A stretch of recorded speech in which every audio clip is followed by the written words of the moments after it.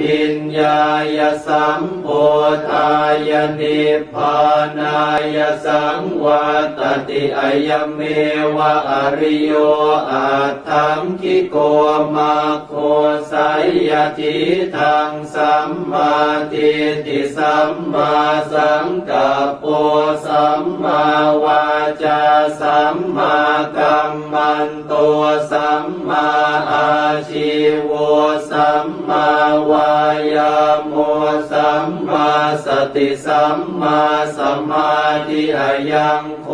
สาภิกขเวมัชฌิมาปฏิปทาตถาคเตนะอภิสัมพุทธาจักขุกรณีญาณกรณีอุปสมัยอภิญญายสัมโพธายนิพพานายสังวัตติอิทังโคปนภิกขเวทุกขังอริยสัจจังชาติปิทุกขาชราปิทุกขามรณะปิทุกขังโสกปริเทวทุกขโทมนัสสุปายาสาปิทุกขาอาปิเยหิสัมปโยโคทุกโขปิเยหิวิปโยโคทุกโขยัมปิชังนลปฏิตัมปิทุกขังสังขิตเตนะปัญจุปาทานาขันธาทุกขาอิทังโคปนภิกขเวทุกขสมุทัยโยอริยสัจจังญายังตัณหาโปโนภวิกานันทิราคะสหคตาตาตตาตราภินันทินิสัยยทิทังกามตัณหาภวตัณหาวิภวตัณหาอิทังโคปนภิกขเวทุกขนิโรโธอริยสัจจังโยตัสสะเยวตัณหายาเสสวิราคนิโรโธจาโคปฏินิสสะโคโมติอนาลโยอิทังโคปนภิกขเว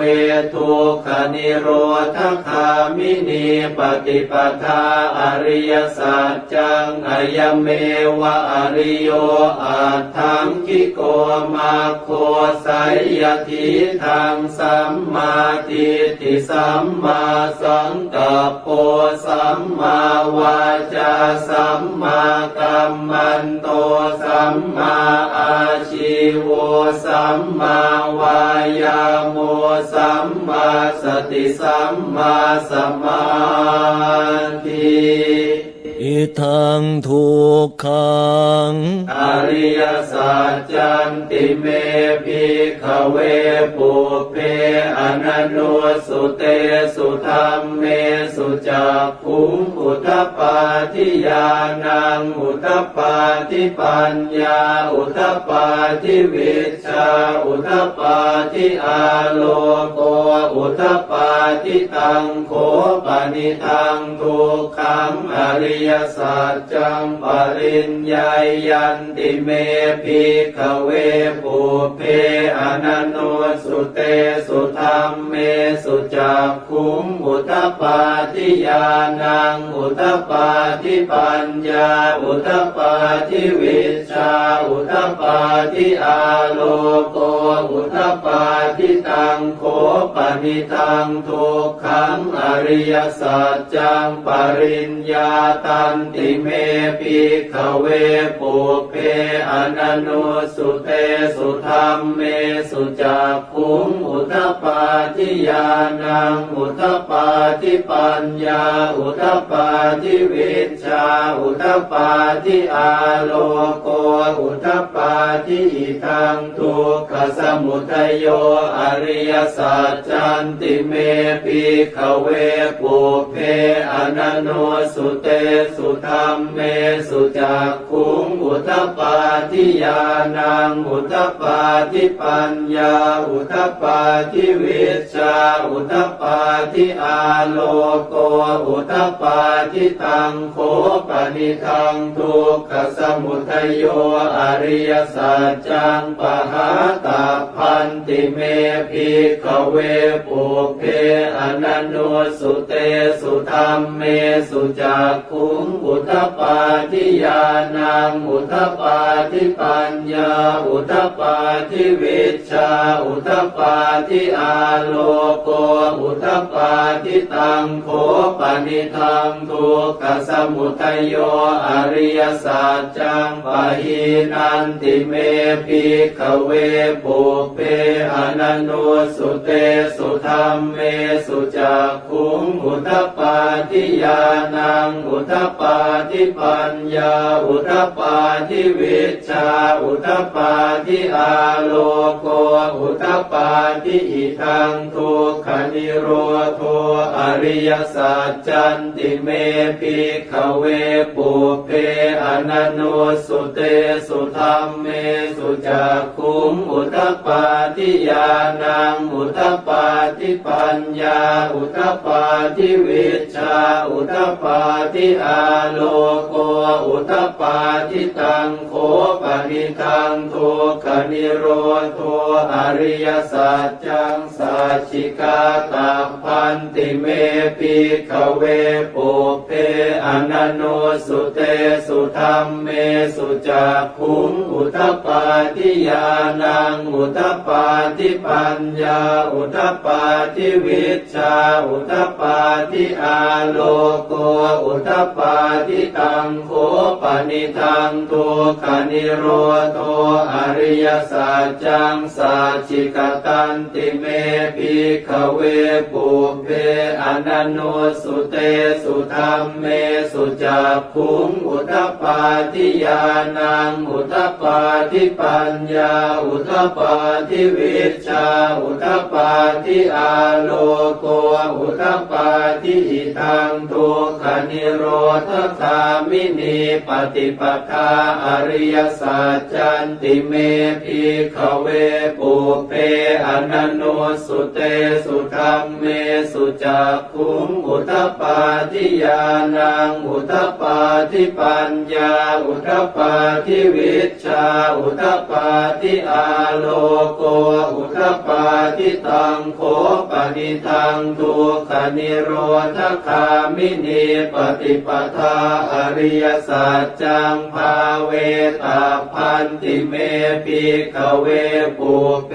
อนันโนสุเตสุธัมเมสุจักขุงอุทธัปปาทิญาณังอุทธัปปาทิปัญญาอุทธัปปาทิวิชชาอุทธัปปาทิอาโลโก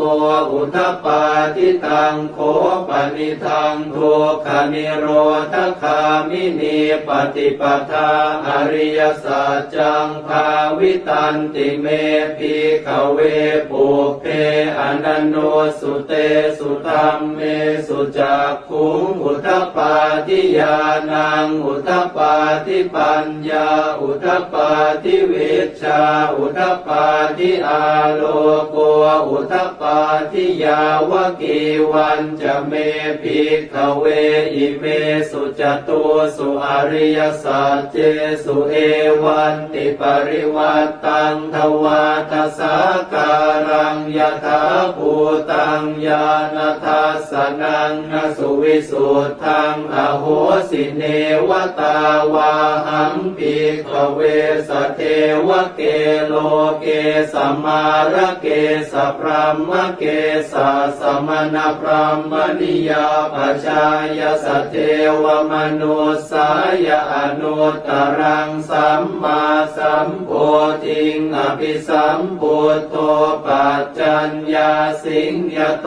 จะโคเมภิกขเวอิเมสุจตุสุอริยสัจเจสุเอวันติปริวัตตังทวาทสาการังยะขาภูตังญาณทัสสนังสุ สุวิสุทธังอโหสิอัฏฐาหังภิกขเวสเทวเกโลเกสมาลเกสพรหมเกสสมณพรหมนิยาปัจจายสเทวมนุสายอนุตตรังสัมมาสัมโพธิงอภิสัมพุทโธปัจจัญญาสิงญาณัญจะปนเมทัสสนังอุทปปาทิอากุปปาเมวิมุตติอายมันติมาชาตินาติธานิปุนาภโวติอิธรรมโวจะภควาอัตตมนาปัญจวัคคียาภิกขุภควโตภาสิตังอภินันทุงอิมาสมิงจะปนวัยยาการณาสมิงพันยมาเนอายาสมโตโกนทัญญาสวิรชังวิตมลังธรรมจากขุงอุทปปาทิยังกินจิสมุทัยธรรมังสัพพันตังนิโรธธรรมันติปวัตติเตจะภควตาธรรมจากเกภูมิมาเทวาสัทธมโนสาเวสุงเอตัมภควตาภาลานสิยังอิสิปตเนมิคทาเยอนุตตรังธรรมจากกังปวัตติตังอาปฏิวัติยังสมเนนวาพระมเนนวาเทเวนวามาเรนวาพระมุนาวาเกณจิวาโลกัสมินติภูมานังเอวานังสัทธังสุตวาจาตุมหาราชิกาเทวาสัทธมโนสาเวสุงจาตุมหาราชิกานังเทวานังสัทธังสุตวาตาวติงสาเทวาสัทธมโนสาเวสุงตาวติงสานังเทวานังสัทธังสุตวายามาเทวาสัทธมโนสาเวสุงยามานังเทวานังสัทธังสุตวาตุสิตาเทวาสัทธมโนสาเวสุงตุสิตานังเทวานังสัทธังสุตวานิมมานรติเทวาสัทธมโนสาเวสุงนิมมานรตินังเทวานังสัทธังสุตวาปรนิมมิตวสวัตติเทวาสัทธมโนสาเวสุงปรนิมมิตวสวัตตินังเทวานังสัทธังสุตวาพระมกายิกาเทวาสัทธมโนสาเวสุงเอตัมภควตาภาราณสิยังอิสิปตเนมิคทาเยอนุตตรังธรรมจากกังปวัตติตังอาปฏิวัติยังสมเนนวาพระมเนนวาเทเวนวามาเรนวาพระมุนาวาเกณจิวาโลกัสมินติอิติหะเตนะคะเนนะเตนะโมโหเตนะยาวะพระมโลกาสัตโตอาภูคาชิอายัญจัตสสหัสสีโลกธาตุสังกัมปิสัมปะกัมปิสัมปะเวทิอาปมาโนจะโอลาโลโอภาโสโลเกปาตุระโหสิอติกัมเมวะเทวานังเทวานุภาวังอัตถโคภควาอุทานังอุทา เนสิอัญญาสิวัตโพโกนทันโยอัญญาสิวัตโพโกนทันโยติติทังอายสมโตโกนทันยาสอัญญาโกนทันโยตเววนามังอาโหสิติ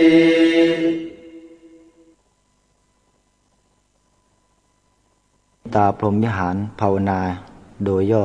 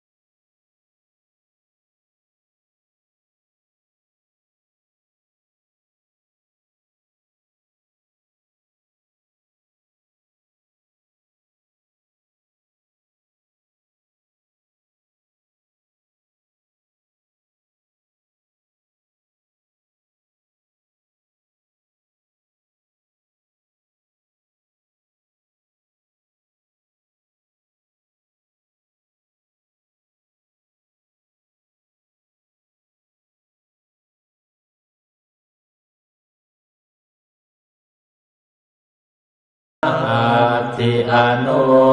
ทิโสภารณาเมตตาเจโตวิมุตติอาทิโอทิโสภารณาเมตตาเจโตวิมุตติอาทิทิสาภารณาเมตตาเจโตวิมุตติอาติหาคาเรหิอนุทิโสภารณาเมตตาเจโตวิมุตติกติหาคาเรหิโอทิโสภารณาเมตตาเจโตวิมุตติกติหาคาเรหิติสาภารณา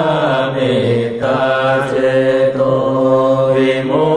ตติปัญจหาคาเรหิอนุทิโสภารณาเมตตาเจโตวิมุตติสัตตหาคาเรหิโอทิโสภารณาเมตตาเจโตวิมุตติทัสสะหาคาเรหิติสาภารณาเมตตาเจโตวิมุ ตเมหิปัญจหาการะหิอนุทิโสภรณาเมตตาเจโตวิมุตติสัพเพสัตตาเวราอภยาปัจจานิฆาสุขีอัตตานังปริหารันตุสัพเพปานาเวราอภยาปัจจานิฆาสุขีอัตตานังปริหารันตุสัพเพปุตตาเวราอภยาปัจจานิฆาสุขีอัตตานังปริหารันตุสัพเพปุคลาเวราอภยาปัจจานิฆาสุขีอัตตานังปริหารันตุสัพเพอัตตภาวะปริยาปันนาเวราอภยาปัจจานิฆาสุขีอัตตานังปริหารันตุอิเมหิปัญจหาการะหิอนุทิโสภรณาเมตตาเจโตวิมุตติกัตตเมหิสัตตาการะหิโอทิโสภรณาเมตตาเจโตวิมุตติสัพพะอิติโยอเวราอภยาปัจจานิฆาสุขีอัตตานังปริหารันตุสัพเพปุริสาเวราอภยาปัจจานิฆาสุขีอัตตานังปริหารันตุสัพเพอริยาเวราอภยาปัจจานิฆาสุขีอัตตานังปริหารันตุสัพเพอนาริยาเวราอภยาปัจจานิฆาสุขีอัตตานังปริหารันตุสัพเพเทวาเวราอภยาปัจจานิฆาสุขีอัตตานังปริหารันตุสัพเพมนุสาเวราอภยาปัจจานิฆาสุขีอัตตานังปริหารันตุสัพเพวินิปาติกาเวราอภยาปัจจานิฆาสุขีอัตตานังปริหารันตุอิเมหิสัตตหาการะหิโอทิโสภรณาเมตตาเจโตวิมุตติกัตตเมหิทาสหการะหิทิสาภรณาเมตตาเจโตวิมุตติสัพเพปุราติมายติสายสัตตาเวราอภยาปัจจานิฆาสุขีอัตตานังปริหารันตุสัพเพปัจฉิมายติสายสัตตาเวราอภยาปัจจานิฆาสุขีอัตตานังปริหารันตุสัพเพอุตตรายติสายสัตตาเวราอภยาปัจจานิฆาสุขีอัตตานังปริหารันตุสัพเพทักขินายติสายสัตตาเวราอภยาปัจจานิฆาสุขีอัตตานังปริหารันตุสัพเพปุราติมายอนุทิสายสัตตาเวราอภยาปั จานิคาสุขีอัตนังปริหารันตุสัพเพปัจฉิมายาอนุทิสายาสัตตาอเวราอภยาปัจจานิคาสุขีอัตนังปริหารันตุสัพเพอุตตรายาอนุทิสายาสัตตาอเวราอภยาปัจจานิคาสุขีอัตนังปริหารันตุสัพเพทักขินายาอนุทิสายาสัตตาอเวราอภยาปัจจานิคาสุขีอัตนังปริหารันตุสัพเพเหติมายาทิสายาสัตตาอเวราอภยาปัจจานิคาสุขีอัตนังปริหารันตุสัพเพอุปาริมายาทิสายาสัตตาอเวราอภยาปัจจานิคาสุขีอัตนังปริหารันตุอิเมหิทัสสหการะหิติสายาปารณาเมตตาเจโตวิมุตติ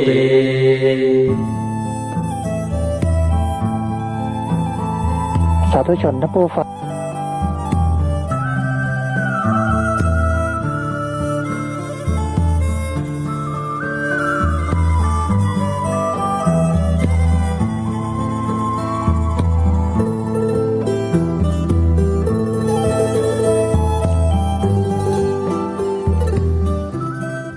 ลูกเจ้าตื่นตัวเจ้าบัวกับหันเยื่องนาพังพร้อมลุกควายบ่อตันหนตางกีดกอมก้าตัวบ่อต้อมปูนอายจุงเก่งเข้าไว้อย่าไปฮื้อขวายต่อหน้าสบายจำไว้เน้อเจ้าจำไว้เน้อเจ้าอรุณสวัสดิ์ธรรมสวัสดีสวัสดียามเจ้าศรัทธาญาติโยมท่านผู้ฟังทั้งหลายยินดีต้อนรับเข้าสู่รุ่งอรุณวันใหม่ปะกันเจ้านี้เป็นเจ้าของวันการวันอังคารที่20เดือนกรกฎาคมพุทธศักราช2564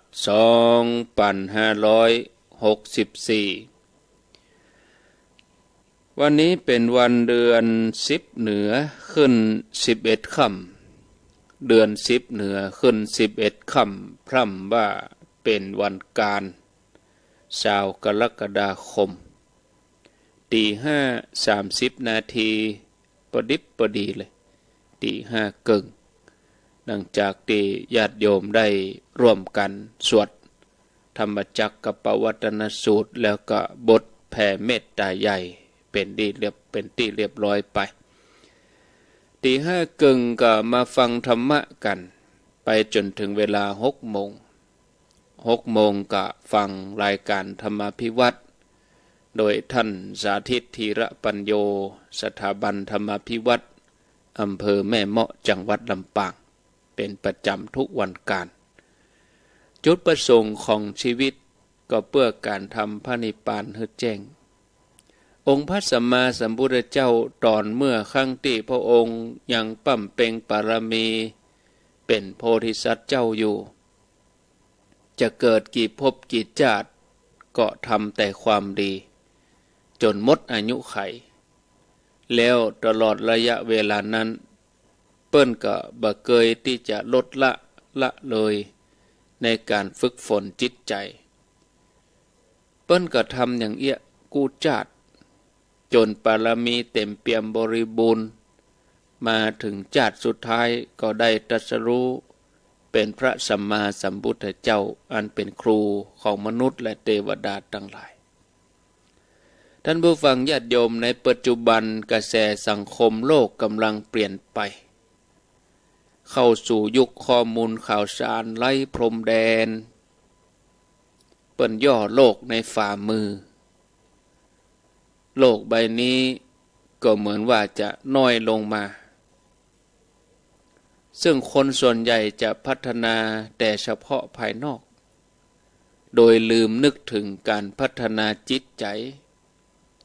อย่าให้เกิดการแข่งขันต่อสู้กันด้วยวิธีการต่างๆเพื่อให้ได้มาซึ่งสิ่งที่จะมาบำรุงบำเรอความปรารถนาของตัวเองสิ่งเหล่านี้ก็บ่ปนรูปเสียงกลิ่นรสสัมผัสฮ้องว่ากามคุณมัวเมาเสาะแสวงหาสิ่งเหล่านี้ก็ย่าให้จิตใจเหินห่างจากสาระธรรมะคนที่มัวเมาตั้งอยู่ในความประมาทจะมีแต่ความทุกข์บ่มีวันรู้ถึงความสุขที่แท้จริงว่าเป็นอย่างใดเพราะผู้ที่ปรารถนากรรมคุณจะมีแต่ความพร่องอยู่เป็นนิด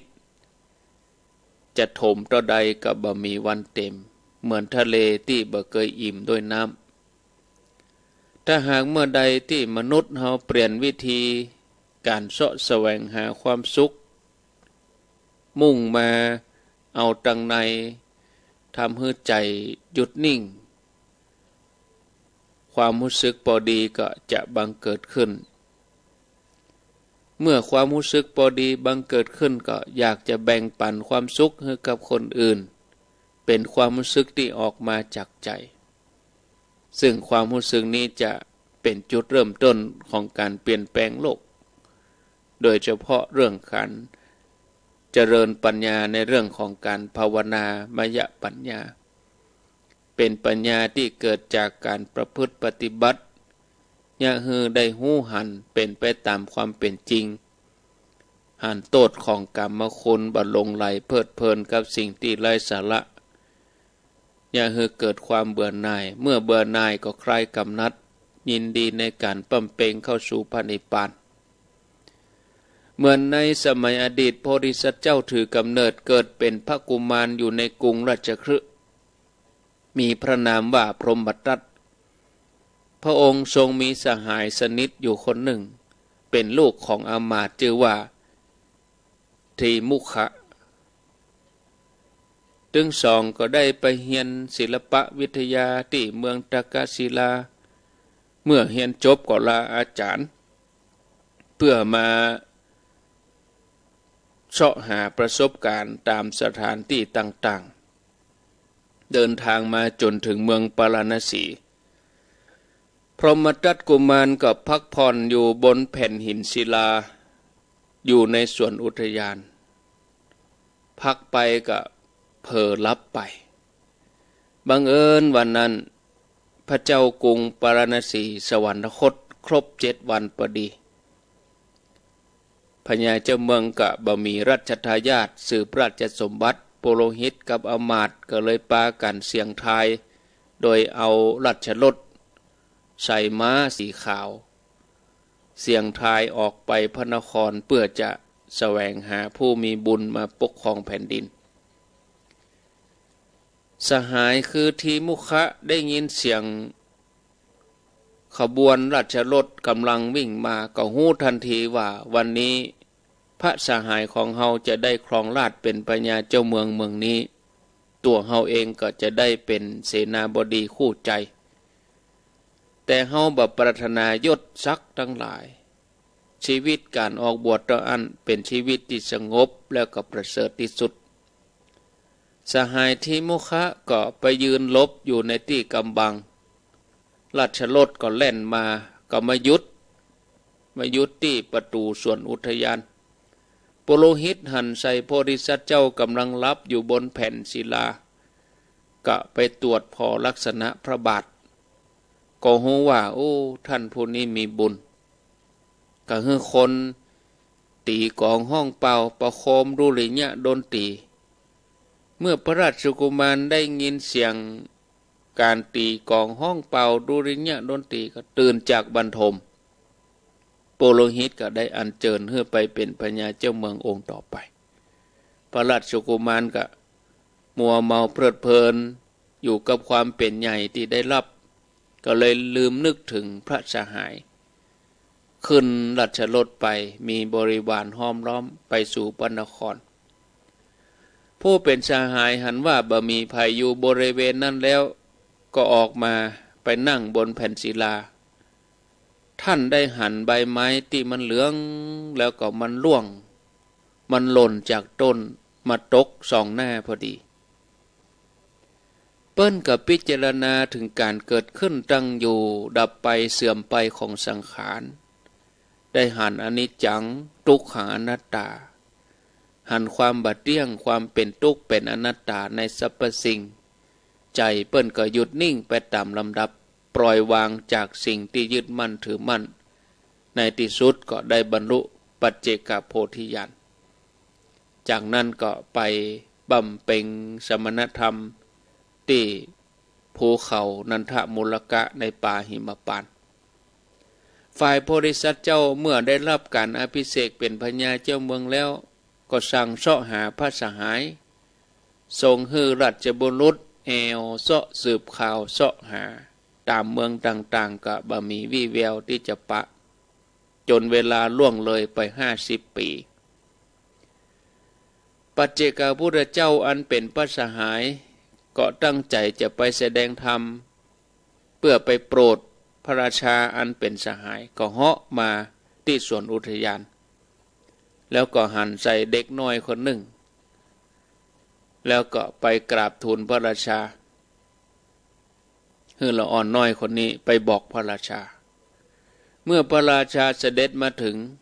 ปัจเจกพุทธเจ้าก็ถวายพระพรว่าขอถวายพระพรมหาบพิตรพระองค์มีความชราภาพมากแล้ว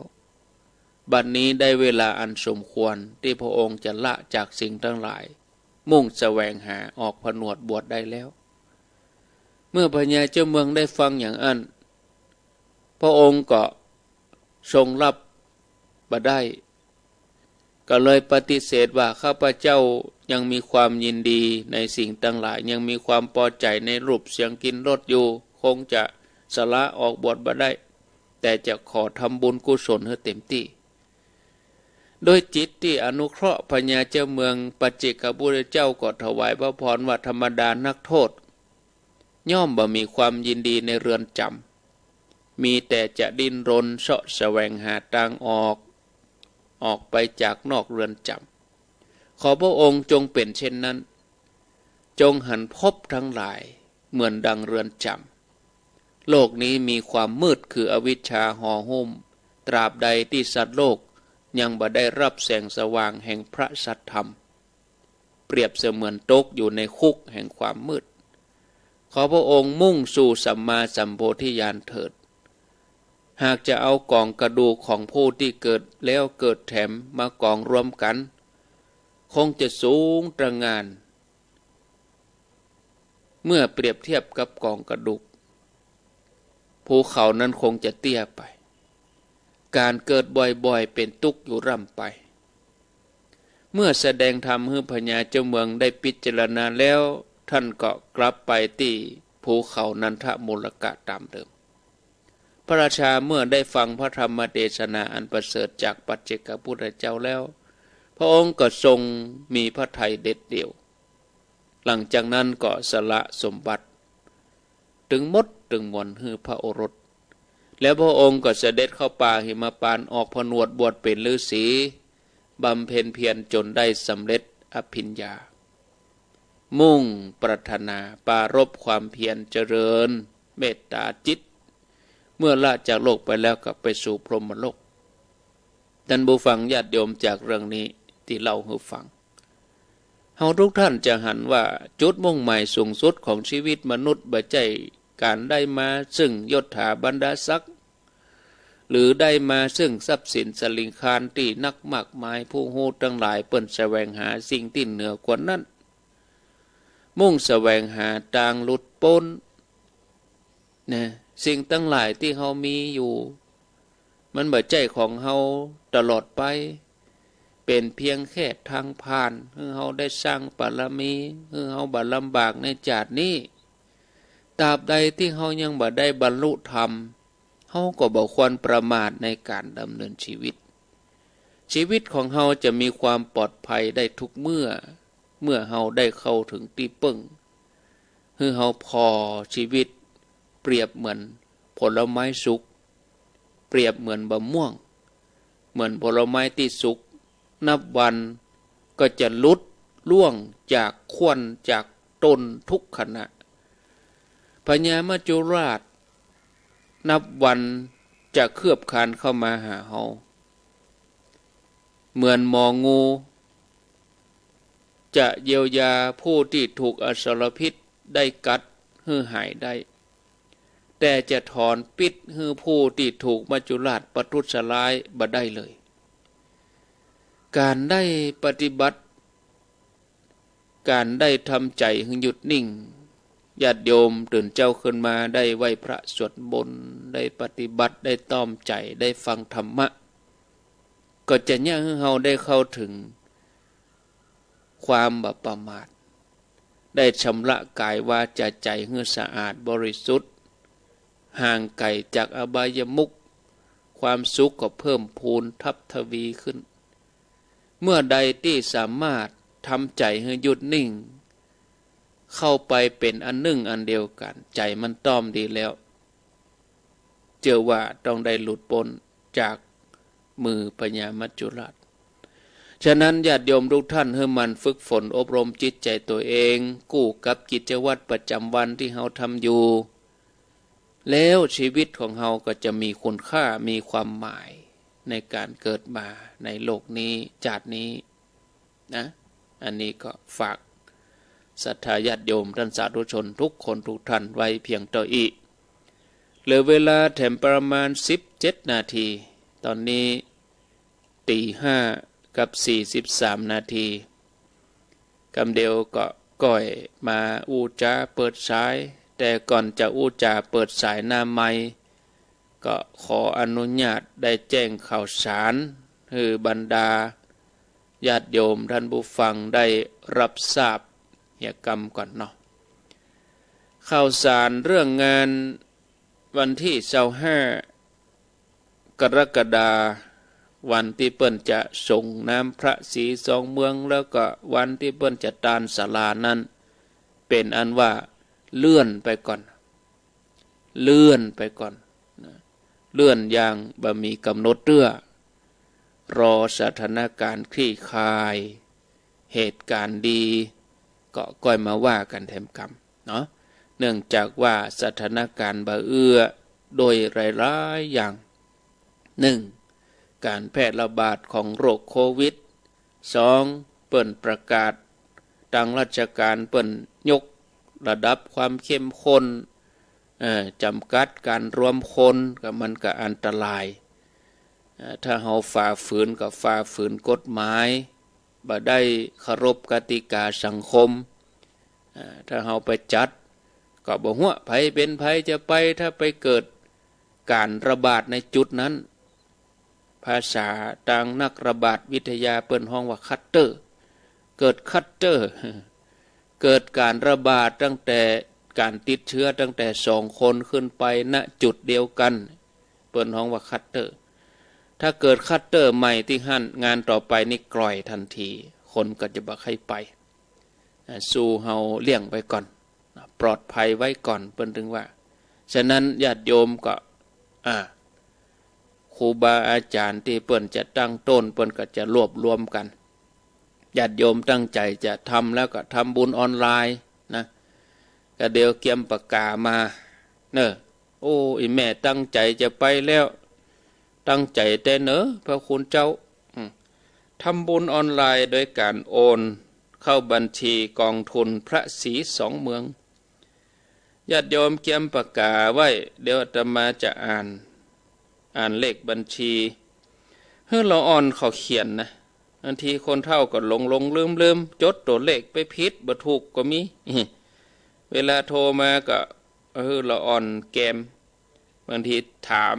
เลข เก้าเป็นเลขสามเลขสามเป็นเลขเจ็ดเลขเจ็ดเป็นเลขห้าเนี่ยคนเท่านี้บางทีฟังผิดไปนะเอาจดไว้เนอะทำบุญออนไลน์โอนเข้าบัญชีโดยตรงไปเลยนะชื่อบัญชีว่ากองทุนพระศรีสองเมืองเวียงป่าเป้ากองทุนพระศรีสองเมืองเวียงป่าเป้าธนาคารธกส.สาขาเวียงป่าเป้าหมายเลขบัญชีจดตัวเลขไว้นะ020-057-195-524เอาว่า3เตือนนะ020-057-195-524ว่ากำ3ตัวง่ายดีเอ้าโปรดฟังอีกครั้งหนึ่ง020-195-524ธนาคารธกส.สาขาเวียงป่าเป้าทำบุญออนไลน์เอาหรืออันนี้มีแหมอย่างหนึ่งมีหรืออยู่แต่ว่าเนาะแต่ว่าหรือโอ้ตั้งใจแล้วใครไปก็เฮือทยอยไปตั้งแต่วันนี้โดยที่บ่ได้รวมกิจกรรมรวมกลุ่มอย่างก็ทยอยไปวันนี้วันพุธวันเพิ่นถึงเนี่ยการนั้นถึงวันเป็นเสียแต่ฟ้าฝนบ่เอื้ออำนวยถึงวันนี้พระคุณเจ้าเพิ่นก็จะสับเปลี่ยนกันไปนะเพื่อญาติโยมเพิ่นไปเอี่ยวบางทีใครไปยื้อพอเปิ้นโดยเฉพาะญาติโยมตังเวียงป่าเป้าไปเขาก็ได้การด้วยเอาดินกีขึ้นไปเหี่ยคู่เอาทรายขึ้นไปเหี่ยคู่นะเอาดินกีไปเหี่ยก้อนก็ยังแกนเตียวขึ้นดอยไปก็ดินกีไปเหี่ยก้อนนะเขาก็บ่จำเป็นจะต้องว่าไปรอไปวันที่เปิ้นมีงานแต่ประเด็นนี้งานเปิ้นบ่มีเขาอยากจะได้บุญเขาอยากจะทำบุญก็ไปเหี่ยกะตั้งแต่วันนี้ไปเอี่ยววันนี้วันพุธวันฮือก็ทยอยไปไปก็ไป1ครอบครัว2ครอบครัวก็สามารถไปได้โดยที่บ่ได้รวมกลุ่มกันอย่างนักไปเขาก็ไปทำงานได้บุญตัวเนาะศรัทธาญาติโยมท่านสาธุชนท่านทั้งหลายเนอะที่ดอยนางแก้วพระศรีสองเมืองเป็นว่าเลื่อนไปก่อนนะญาติโยมกิจกรรมวันที่25นี้บ่มีแล้วเนอะไผที่เชาะรถเชาะอย่างไว้ก็คืนรถเถียคืนรถเถียที่วางแผนอย่างต่างๆไว้เรื่องอาหารกับข้าวก็อย่างต่างๆก็วางแผนอย่างไว้ก็วันนี้บอกล่วงหน้าเมินอยู่ 4-5 วันนี้ก็คงจะบ่ได้เกี่ยมมาอย่างนักแต่ว่าเตื้อนอก็คืนเหี่ยแต่ว่าถ้าอยากจะร่วมทำบุญเก็บหอมกันแล้วก็ให้ลูกให้หลานโอนเข้าตามบัญชีที่แจ้งไปอันนี้ญาติโยมท่านทั้งหลายในห่วงของงานวันที่25นี่เนาะก็ปุ่นศรัทธาญาติโยมปุ่นออกวาจาเนาะสถานการณ์ขี้คายอย่างดีก็ก้อยว่ากันแถมกรรมตอนนี้ก็คือหยุดการเคลื่อนไหวคนถ้าอยู่บ้านเหียเนาะปฏิบัติตามกฎระเบียบเปิ้นบางคนก็ว่าถ้าบ่เคลื่อนไหวมันก็บ่ได้สตางค์ท่านพระครูต้องทำมาหากินเนี่ยได้มันเขาก็จะต้องควบคุมตัวเองป้องกันตัวเองนะต้องป้องกันตัวเองถ้าว่ามันเดือดร้อนไปแล้วมันยุ่งตึงเมืองยุ่งตึงบ้านตึงอำเภอตึงตำบลนะได้หลายกรณีที่มีเหตุเกิดขึ้นมาองเฮียนกับสวนลำไยกับคนส่งของกับอย่างสับปะนะประเด็นนี้ฉะนั้นอย่างที่เขาพอแล้วมันเสี่ยงเขาก็บ่ต้องไปก่อให้เกิดความเสี่ยงเตื้อมันบัดแน่ของอย่างอี้เนาะท่านผู้ฟังญาติโยมท่านทั้งหลายก็รอไปผ่านไปขี้คายถ้าว่าเปิ้นให้เฮาไปฉีดวัคซีนเปิ้นให้ลงทะเบียนก็ลงทะเบียนเหียจะฉีดมาได้ก็ก้อยว่าอันวัคซีนที่จะซื้อนี่จะมาได้บ่ฮู้จะได้มาได้ยังบ่ฮู้แต่โรคมันมาถึงวันติ๊ก โรคมันรุนแรงขึ้นถึงวันติ๊กเอาไปฉีดที่เปิ้นให้ฉีดอย่างน้อยเขาก็มีภูมิคุ้มกันของเขาพ่องก็มาไปตื้อข่าววัคซีนปลอมพ่องยังพ่องก็มันของปลอมไผจะไปเอามาให้เขาทั้งหลวงทั้งราชการเปิ้นก็เปิ้นก็รับผิดชอบอยู่เปิ้นเป็นแผวหมอปุ้นระดับหมอปุ้นก็อินดูหมู่หมอเปิ้นเหมือนกันนะอันนี้เขาก็ไปเสพข่าวเกินไปอาตมาไปฉีดมาแล้วครบแล้ว2 เข็มครบตะวานี่มันเป็นอย่างรู้บาเมื่อยบาเจ็บหัวบาเจ็บตัวเจ็บแขนเจ็บขาบามีอย่างเสียงปกติกูอย่างอาการบามีอย่างสักอย่างสบายดีนะศรัทธาญาติโยมเนอะนะเอาละเนาะพอสมควรแก่เวลา0998366322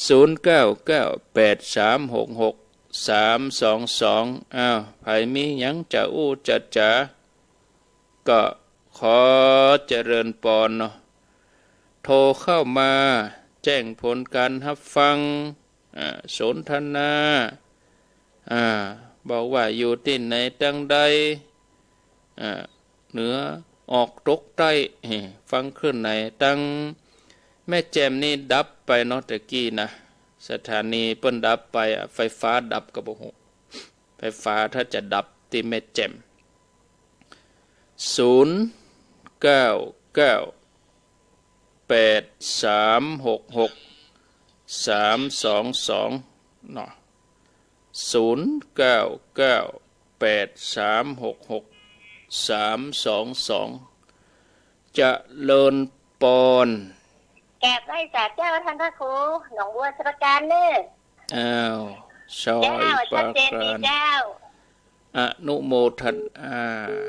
ใส่ประการเจริญปนอยู่ที่ไหนแม่ใจน้ำลัดฟังชัดเจนดีลูกเจ้าเหมือนกันล้อก็ดีเนาะเฮาได้มีวิทยุได้ฟังได้มีรายการธรรมะเนาะก็มาอ่านจะลงเลงใจก็วิวเนาะม่วนใจป้องกันตัวเองรักษาสุขภาพเนอะคนเฒ่าคนแก่ไม่จำเป็นแต่ว่าก็บ่ควรจะออกเหี่ยวออกอย่างที่ไหนตั้งใดเตื้อนะสาธุงานศพงานอย่างก็จ้างเขาต้องใจแข็งไว้ก่อนนะบ่ไปอย่างเตื้อเนาะเจริญปนไหว้ศาลเจ้าท่านพระครูแม่ลาตาติแม่ลาเมืองลีเจ้าวะเจ้าลีท่านไปฉีดยาหายดีแล้วเนาะมาเป็นหยังอุ้ยล่ะท่านออกสมัยแต่เจ้าแล้วจากโมงจะกระปอมอยู่มีหยังบ่เมื่อยบ่ไข้บ่เจ็บบ่มวยอย่างเสียงนะดีเจ้ากินพักผ่อนนะท่านบอกพักผ่อนจะเติมเนาะก็พักคืนห่วงลูกพักตั้งเมื่อตะวาแมลงเราเจ้าสาธุเจ้าโมทนาแล้วพักผ่อนแล้วก็บ่ออกก็ได้โทรหาหมากะไปได้ยินเสียงก็จะโทรหามาเจริญปนนมัสการค่ะอยู่ที่ไหนสั่นกำแพงเจ้าฟังจาก104โอ้ชัดดีปะชัดเจนค่ะฟังท่านเจ้าแล้วดีเนาะทุกตนค่ะแล้วก็ฟังต่อไปแถมนึกเจ้าสันกำแพงเนาะค่ะดีมีสุขอันนี้สันกำแพงฟัง104ก็เดี๋ยวรายการต่อไปจะเป็นถ้า6 โมงก็ที่104จะเป็นหลวงพ่อพระครูวิสิตศิลพรญาติโยมดังโซนป่าแดดสารปีห่างดงนี่ลองไหลไป FM 100.25 คลื่นเหมือนกันเลยกับของคณะสงฆ์อำเภอฝางนี่ ในโซนสารปีป่าแดดของแม่นวลแม่พินเท่านี้นะตั้งในเวียงได้หมดเนาะ100.25น่านฟ้าเรดิโอเปิ้นเปลี่ยนคลื่นใหม่จาก101.75เป็น100.25คลื่นเดียวกันตรงกันกับเมืองฝางแต่ว่าคนละโซนเลยบอกกวนกันอาตมาฟังที่วัดนี้ได้น่ะ100.25โอ้ฟังได้จัดดีนะเจริญพรจากที่ไหนไม่ของคำหลังทกศอ๋อทกศเมืองลีจังหวะจ้ะแม่กองคำจ้ะฟังชัดเจนดีเนาะชัดเจนดีอนุโมทนาเนอสาธุไปยังโวยฟังแหม2 นาทีเจริญพรสวัสดีจ้าพระครูโตจากไหนแม่น้อยอำเภอเวียงปะเปาเจ้าเวียงปะเปาปงเทวีกะเจ้า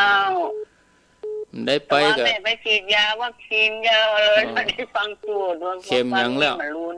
แม่ฉีดเข็มยังละ1ก็ว่า2ฉีดเข็มเดียวหนูเจ้าเป็นยังกะเมื่อยก็